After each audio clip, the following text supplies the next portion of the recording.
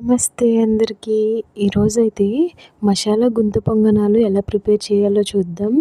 ఇదైతే చాలా tasty recipe అండి. కంపల్సరీ ట్రై చేయండి. ఫస్ట్ అయితే ఒక గిన్నె తీసుకుని అందులో 1 కప్పు మినప్పప్పు అయితే నేను యాడ్ చేసుకుంటున్నాను. ఇందులో వాటర్ వేసేసి 1 కప్ 2½ కప్స్ బ్రౌన్ రైసు, అలాగే కొంచెం శనగపప్పు, కొన్ని మెంతులు వేసి మార్నింగ్ నానబెట్టేసేయండి. ఇలా మీరైతే వైట్ రైస్తో కూడా ఇది మెథడ్ ఫాలో అవ్వచ్చు. చక్కగా వాష్ చేసుకొని నైట్ గ్రైండర్లో అయితే రుబ్బేసేయండి. ఇదైతే దోశ కన్సిస్టెన్సీలో మీరు రుబ్బుకోండి, అప్పుడైతే మనకి బాగా వస్తాయి గుంత పొంగనాలు.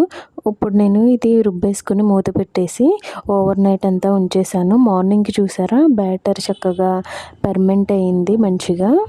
ఇందులో ఒకసారి మిక్స్ చేసి సాల్ట్ వేసేసి సైడ్కి పెట్టేసేయండి. ఇప్పుడు నెక్స్ట్ దీంట్లో మనం మసాలా ప్రిపేర్ చేసుకుందాం. దీనికైతే ఉడకబెట్టిన ఆలు తీసుకొని దాన్ని స్మాష్ చేసుకోండి.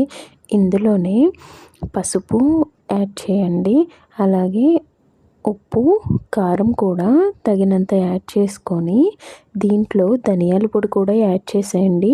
ఇదైతే హోమ్ మేడ్ గరం మసాలా నేను అది కూడా యాడ్ చేసేసుకున్నాను. ఇప్పుడైతే స్టవ్ ఆన్ చేసి ఒక ప్యాన్ పెట్టుకోండి. ప్యాన్ కొంచెం వేడయ్యాక అందులో కొంచెం ఆయిల్ వేసుకోండి. 1 స్పూన్ సరిపోతుంది. ఇప్పుడైతే జీలకర్ర వేస్తున్నాను. ఈ జీలకర్ర కొంచెం ఫ్రై అయినాక కొంచెం శనగపప్పు వేసుకోండి. ఆ శనగపప్పు కూడా ఫ్రై చేశాక ఇందులో కొంచెం పచ్చిమిర్చి, కొంచెం కరివేపాకు వేసుకొని ఇప్పుడు మనం కలిపి పెట్టుకున్న ఆలు మిక్స్ ఉంది కదా, అదంతా ఇందులో యాడ్ చేసేయండి. యాడ్ చేశాక చక్కగా అన్నీ మిక్స్ అయ్యేలా కలపండి. స్మాష్ చేసుకుంటూ కలపండి కొంచెం. ఇది అంతా ఒక 5 మినిట్స్ కలిపాక మనకి ఈ ఆలు మసాలా అయితే రెడీ అయిపోతుంది. దీన్ని చల్లారాక చిన్న చిన్న బాల్స్ కింద చేసుకొని పక్కన పెట్టండి. ఇప్పుడు గుంత పొంగనాలు వేసుకునే ప్యాన్ ఒకటి తీసుకుని దానికి మొత్తం ఆయిల్ అప్లై చేయండి. ఆయిల్ అప్లై చేశాక మనం పిండి ప్రిపేర్ చేసి పెట్టుకున్నాం కదా, అదైతే 1 స్పూన్ ఫస్ట్ యాడ్ చేసుకోండి. అలా యాడ్ చేశాక మన ఆలు బాల్స్ ఉన్నాయి కదా, అది మిడిల్లో పెట్టేసేయండి. మిడిల్లో పెట్టాక మళ్ళీ ఇంకో స్పూను పిండి యాడ్ చేయండి, అదంతా కవర్ అయ్యేలాగా. వీడియోలో చూపిస్తున్నట్టు మిగతావన్నీ కూడా ఇదే ప్రాసెస్లో ఫిల్ చేసేయండి. ఇదైతే మార్నింగ్ బ్రేక్ఫాస్ట్గా తీసుకోవచ్చు, లేకపోతే ఈవినింగ్ స్నాక్ టైంలో కూడా తీసుకోవచ్చు. ప్రతిసారి బజ్జీ, సమోసా తినే బదులు ఈవినింగ్ స్నాక్లా ఇది తినడం చాలా మంచిదండి. హెల్త్కి కూడా చాలా మంచిది కదా.